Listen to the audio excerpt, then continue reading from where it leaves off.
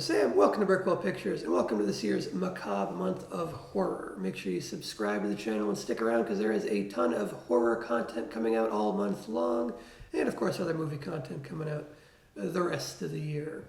Today we are doing a Wes Craven tier list. This kind of goes hand in hand with the big-ass Scream series retrospective video that I just did earlier in the week, so make sure you check that video out first. Or afterwards, doesn't really matter what order you watch them in, I guess. But we are going to look at some Wes Craven movies today. We have 11 Wes Craven movies here in a randomized order. This isn't all of his movies, but it is a bulk of them. He has some more. I could maybe do a part 2 in the future. But we're going to be looking at these 11 for today. This is pretty much his essential output right here. He has some other movies that are like, he's got like 1 or 2 non-horror movies. He's got some made-for-TV movies. There are a couple that I definitely will check out eventually, like The Hills Have Eyes 2. I got the first one on here, but not the second one. But up first is The People Under the Stairs.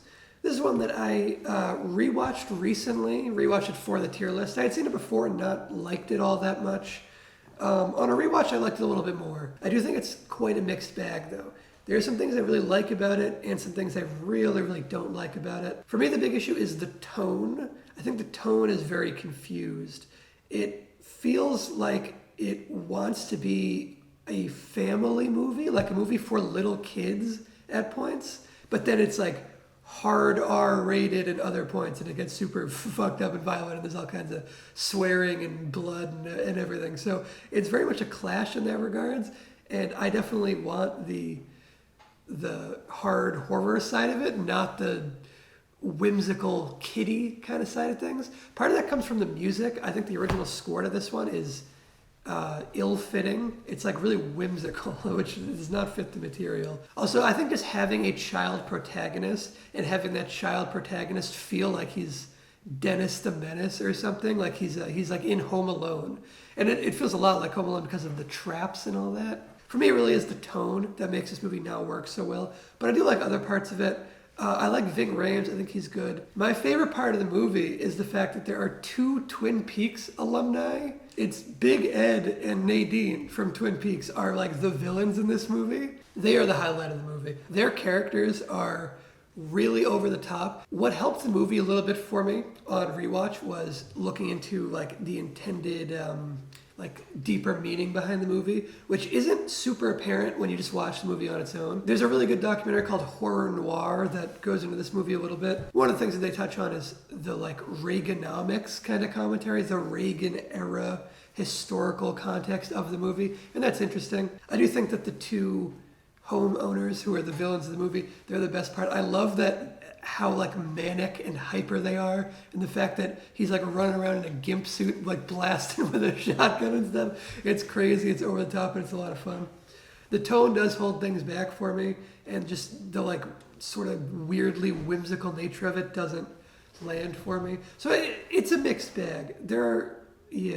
I think I'd go C tier with it once we average out the things that work and the things that don't. Okay, next up is Scream. Now, like I mentioned at the start of this video, I just put up a big review for the entire Scream series. That is one huge video that covers Scream, Scream 2, Scream 3, Scream 4, and Scream 5, which they just called Scream for some reason. Craven had passed away by the time that 5th one came out, so he didn't direct that one. He did direct the first 4. So go check out that video to hear my thoughts on the Scream series. I'm going to move pretty quickly through the Scream entries here. I gave them a star rating in that review, which doesn't translate like a 1-to-1 to a tier list rating. I think I would give Scream an A. For a lot of people, I think it's probably an S. It's not quite an S tier for me, but it is an A. It's a solid slasher classic. Okay, next up is The Hills Have Eyes. This was a pretty early movie for Craven. Not his first. We'll get to his first later on. But The Hills Have Eyes was pretty early on in his career. It's one that I was excited to see and then kind of disappointed by. It's very rough around the edges in terms of like the filmmaking, but it's also just got a script that has very low aspirations and then doesn't even really excel at those low aspirations, I don't think. I don't think The Hills Have Eyes is that great.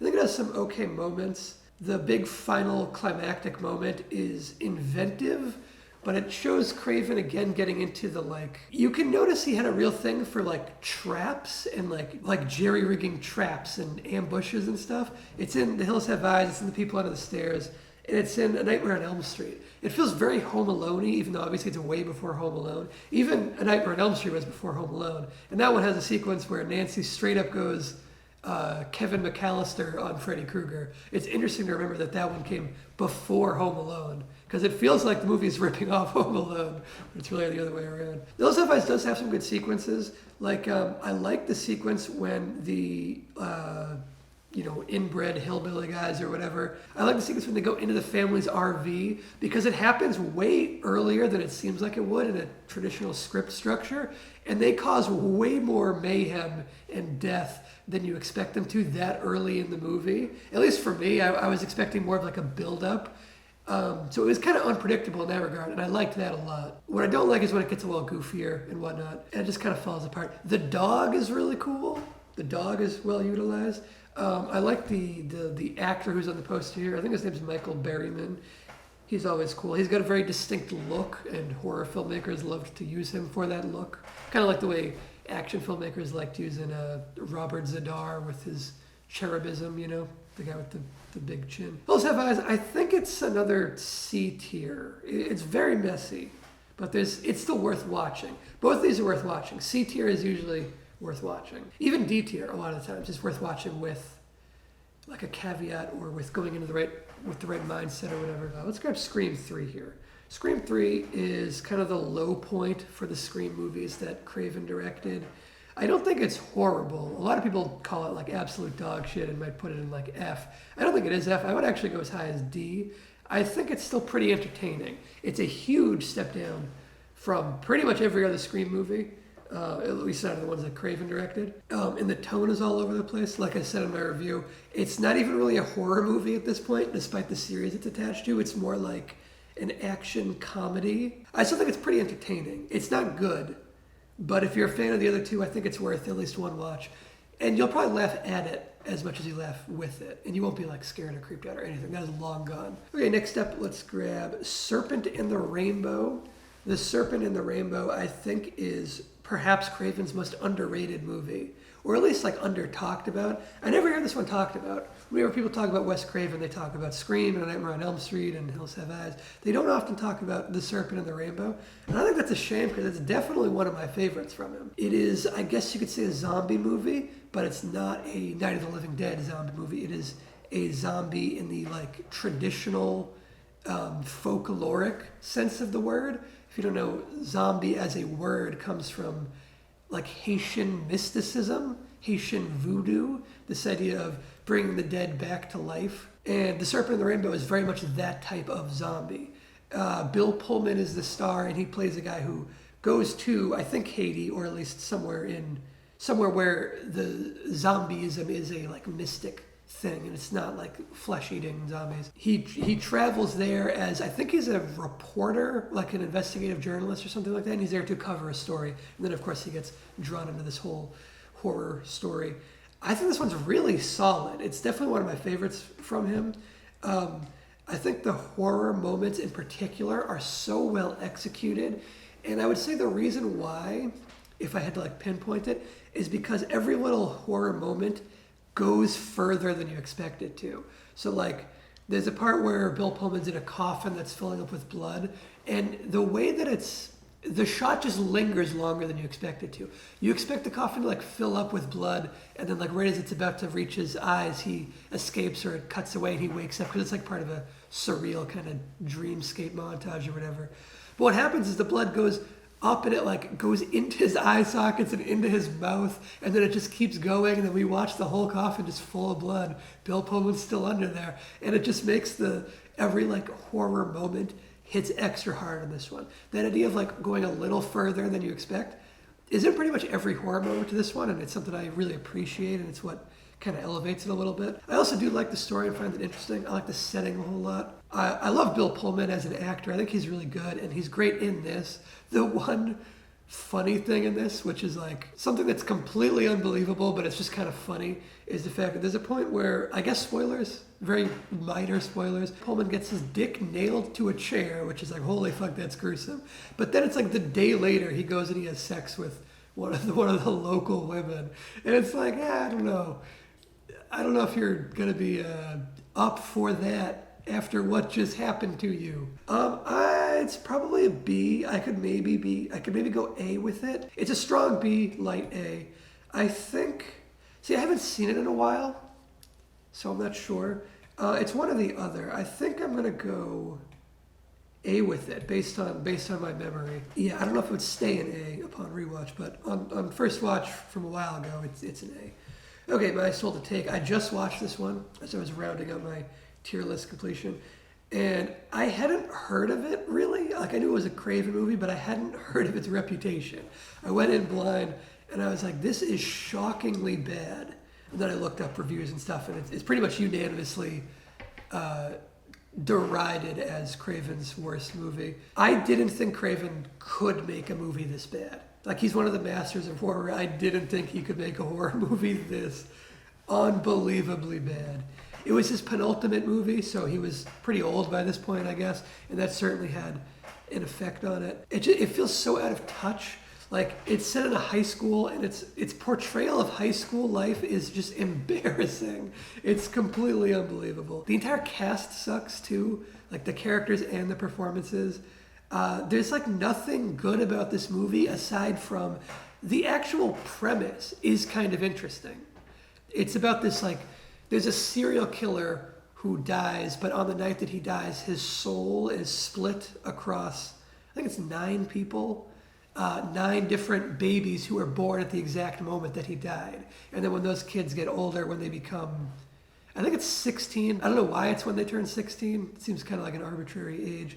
But as those kids get older, the serial killer's soul starts to like kind of take them over a little bit. But then also it's just like killing them. It's not like I don't know. It's an interesting premise, but it's not well explored.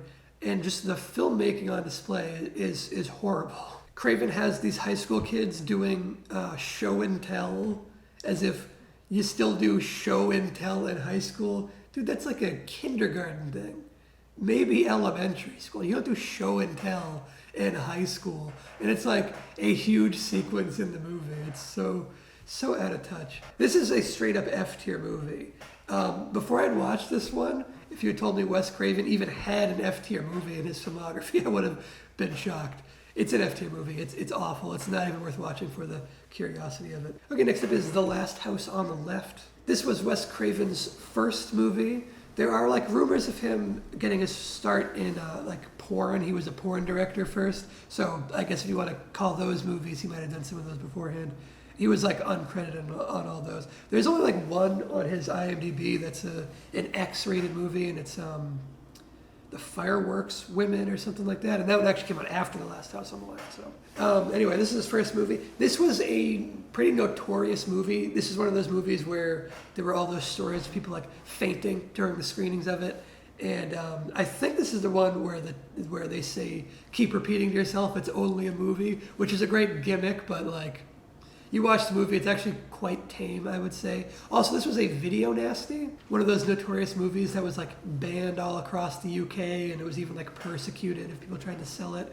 So that builds up, so that plus the stories of fainting and the repeat, it's only a movie, all that stuff builds it up to be this like really hardcore fucked up movie. And you watch it and it is pretty fucked up, but it's also like pretty tame, all things considered. It's maybe not as extreme as you would think. And also it has some of the tonal issues that People Under the Stairs has. I would say it's actually worse in The Last House on the Left, even though it is confined to a smaller portion of it. Most of the movie is extremely grungy and dirty and violent. And then it is constantly like cutting away to these cop characters, these 2 police officers. And they're dopey as fuck. And they're always playing like goofy, like Benny Hill-ish music, you know? It's way, way out of place in the movie. It makes no sense. The killers are also a little goofy. It's like they're mostly threatening, but they're also a little goofy at times. What I like about this movie is how dirty it feels. It does feel extremely guerrilla, kind of in the way that the original Texas Chainsaw Massacre does, where like the film's all grainy and it's shot in a way that just makes it feel kind of real, like almost like not quite a documentary, but it's shot in a way that feels completely unglamorous. It feels uncinematic in a way that's feel more violent. I really like the scene where after the killers have done some killing, they're like outside and there's like blades of grass that are stuck to their hands because of all the blood on them, and they're just like picking off the blades of grass. I really like that moment. It's kind of like stuck in my mind in a way that the rest of the movie hasn't really. The sort of geographical whereabouts that happen in the movie are really far-fetched, I think. It's basically like the main character is like abducted and transported really far away in the trunk of the killer's car. And when they take her out of the car to kill her, it's like she just happens to be directly across the street from where she lives. And there's like, they're not going there on purpose. It's, I don't know, that's a little too far-fetched to me, I think. Some of the violence in the last act is interesting. This kind of fits into that like rape revenge subgenre that was big at the time. Actually, this might have been semi-responsible for that genre becoming a genre. This along with I Spit on Your Grave. These two movies are very closely linked, I would say. I Spit on Your Grave is a little more revolting, I guess. Like there's a lot more gratuitous rape in that one. It's pretty fucked up. I don't think it's particularly good as far as like a good horror movie goes. The cops are like out of a different movie altogether and really shouldn't even be in here. The killers are a mixed bag. I'm kind of torn on it. There's some qualities of this movie that are like E tier, and then there are a couple of qualities that are B tier. I think I'm going to give it the benefit of the doubt and put it in C again. Some people might put it higher. I don't know. I could maybe be convinced to give it a B, but I definitely can't go higher than that. And I was kind of expecting more given its reputation. Okay, next up is A Nightmare on Elm Street. This is, I think, Wes Craven's unequivocal masterpiece. I'm going to go ahead and give it the S tier. I think it's truly special. Freddy Krueger is a great villain, and I'm someone who's not even that big a fan of like any of the sequels. I think Freddy Krueger is the most frightening he ever is in the first movie. I think it's mostly a downhill series, if I'm being honest. I know a lot of people like the sequels and they think it's fun. They like him doing the one-liners and stuff. I don't really like when they try to make Freddy Krueger funny, but I love the first one. The first one is much more serious than the sequels. It doesn't get super goofy yet. There's a little goofiness. And in this one, when Freddy is like quipping, because he does occasionally a little bit, you know, when he's quipping in this one, it still feels intimidating. It feels like, oh, this guy's having fun as he torments you, right? Whereas in the other one, it's kind of like they want the audience to be in on the joke, and that's where it starts losing me. Robert Englund is still great always in the role, but it's just how they write him, direct him and stuff. There's great horror moments. The tidal wave of blood that comes up out of Johnny Depp's bed is still an iconic moment. I like the like bed sheet noose wrapping around the guy's neck. That is great. The execution, like all the stuff with the rotating room set, they use that so well. All the kills, all the horror moments, the silhouette of Freddy with the long arms going out and scratching the hallways. It's so many great horror moments in this one. It's a brilliant concept. The guy who kills you in your dreams and you can't go to sleep. That's the kind of thing where like, you know, Jaws makes you afraid to go in the water. Nightmare on Elm Street makes you afraid to go to sleep. If you see this at like the right impressionable age, you know. I'm someone who's in favor of like people watching horror movies when they're younger, because some of my favorite movie memories are the horror movies that I watched when I was like what people would say too young to watch the horror movies, because that's when you can really get genuinely scared. And I feel like as you get older, it's more and more rare to get genuinely scared to the point where like you're afraid to go to sleep after watching a movie. Nightmare on Elm Street, I think it's great to watch it in that formative age. You know, watch it when you're young. I don't know. People want to protect the children, but I don't know. I think it's, you know, I think it's good for kids to see some fucked up movies sometimes. I don't know. Scream 2. I like Scream 2 a lot. I kind of think it's like almost as good as the first movie. I wouldn't go A tier though, but I would go B tier. Again, check out my Scream retrospective for my full thoughts on that. And on Scream 4, which I think I might be slightly in the minority on. I like Scream 4 a lot. I think it's way better than Scream 3. And I think it's like exactly as good as Scream 2. It's a little better in some areas and a little worse in some areas than Scream 2. So I think they end up averaging out. I think they're both solid movies. And if you like the first one, I think it's worth seeing 3 to get to 4, I would say. And 3 is kind of worth watching anyway. Okay, next up is Wes Craven's New Nightmare. This was Craven's return to the Nightmare on Elm Street series. Unlike the Scream series, where Craven directed all of the movies that he was alive for anyway, with Nightmare on Elm Street, he just did the first one and then he left the series altogether. All of the sequels are from different filmmakers, and he wasn't involved in the writing or anything really. He came back for New Nightmare, which essentially like wipes the slate clean. All the sequels are pretty much just, they don't really exist in this reality. And this one is extremely meta. It's like fourth wall breaky and self-aware. And like Wes Craven is in this one as an actor playing himself. Heather Langenkamp is in this one playing herself too. She was Nancy in the original. She didn't have many other good roles, but again, she's good as Nancy when she comes back in this. And this one is basically like Freddy Krueger started as a movie character, and then he like claws his way out of the movie into the real world. And that's a really interesting premise. You kind of have to just accept the premise, though. They don't really sell it all that well in terms of like why it would happen, like why it would be the case, because like it's still set up that Craven created the movie and all that, you know. So it's a little. But I don't think it's too far-fetched. I think you buy it. And then there's some really great horror moments. I don't think it's as good as the first one, but I do think it's the best sequel there ever was. Which makes sense that, like, yeah, the only one who can make a good sequel to it is Craven coming back. A lot of people say that, like, there's a lot of love for Nightmare on Elm Street 3. I actually don't like 3 very much at all. I think it sets the sequels on that trend of getting more and more goofy. Like, I hate the stuff about, like, giving the survivors powers to fight back against Freddy. That just, I don't know, that's veering way too far out of the horror genre for what I'm looking for.